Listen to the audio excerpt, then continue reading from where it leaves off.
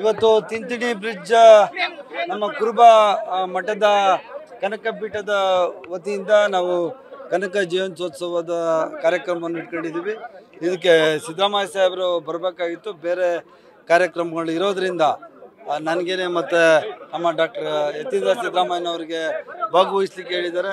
ಅದರಿಂದ ನಾವೆಲ್ಲ, ನಾನು ಯತೀಂದ್ರ, ನಮ್ಮ ದದ್ದಲ್ಲು, ನಾವೆಲ್ಲರೂ ಈ ಕಾರ್ಯಕ್ರಮದಲ್ಲಿ ಭಾಗವಹಿಸಲಿಕ್ಕೆ ಬಂದಿದ್ದೀವಿ. ವರ್ಷ ಬರ್ತಾ ಇದ್ದೀವಿ, ಅದೇ ಥರ ಈ ವರ್ಷನೂ ಬಂದಿದೆ. ಹೈಕಮಾಂಡ್ ನಿರ್ಧಾರ ಮಾಡ್ತದೆ. ಈಗಾಗಲೇ ಯಾವುದೇ ಆ ಥರ ಬದಲಾವಣೆಗೆ ಅವಕಾಶ ಇಲ್ಲ ಅಂತ ಈಗಲೇ ಹೇಳಿದ್ದಾರೆ. ಮಾನ್ಯ ಉಪಮುಖ್ಯಮಂತ್ರಿಗಳಾದ DK ಶಿವಕುಮಾರ್ ಸಹ ಹೇಳಿದ್ದಾರೆ. ಸಿದ್ದರಾಮಯ್ಯನವರ ನಾಯಕತ್ವದಲ್ಲಿ ನಾವೀಗ ಸರ್ಕಾರ ಏನಿದೆ ಅದನ್ನ ಜನಗಳಿಗೆ ಒಳ್ಳೆಯದಕ್ಕೆ ಉಪಯೋಗಿಸೋಕ್ಕೋಸ್ಕರ ಮಾಡ್ತೀವಿ ಅಂತ ಹೇಳಿದ್ದಾರೆ. ಅದ್ರ ಪ್ರಕಾರನೇ ಸಿದ್ದರಾಮಯ್ಯ ಸಾಹೇಬರು ಈ ರಾಜ್ಯದ ಮುಖ್ಯಮಂತ್ರಿಯಾಗಿ ಇದ್ದಾರೆ, ಮುಂದಕ್ಕೂ ಅವರೇ ಇರ್ತಾರೆ. ಡಿನ್ನರ್ ಪಾರ್ಟಿ ಈಗಾಗಲೇ ಹೇಳಿದ್ದೀವಿ. ಡಿನ್ನರ್ ಪಾರ್ಟಿ ಯಾರು ತಡೆ ಹಿಡಿದಿಲ್ಲ, ಮುಂದಕ್ಕೆ ಹಾಕಿದ್ದಾರೆ ಅಷ್ಟೇ.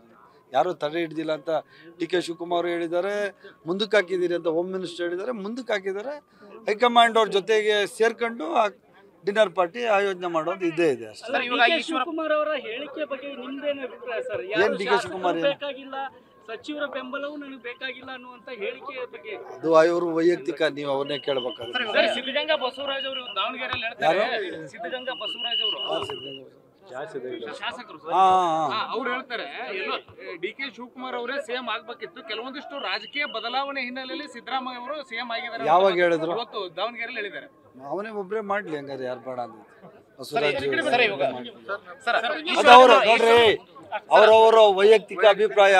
ನಾವು ಅದ್ರ ಬಗ್ಗೆ ಇಲ್ಲಿ ಹೇಳಿಕೆಗಳು ಕೊಡ್ಲಿಕ್ಕೆ ಇಚ್ಛೆ ಪಡಲ್ಲ. ಈಗ ನಾನು, ನಮ್ಮ ದದ್ದಲ್ಲು, ನಮ್ಮ ಶಾಸಕರು ನಾವೆಲ್ಲ ಇದ್ದೀರಿ. ಹೈಕಮಾಂಡ್ ಏನ್ ಹೇಳ್ತಾರೆ ಅದ್ರ ತರ ನಾವು ಮಾಡ್ತೀವಿ. ಬಸವರಾಜ್ ಏನ್ ಹೇಳ್ತಾರೆ ನ್ಯೂಸ್ ಫಸ್ಟ್, ನಿರ್ಭೀತಿಯಿಂದ ನಿಮ್ಮ ಪರವಾಗಿ.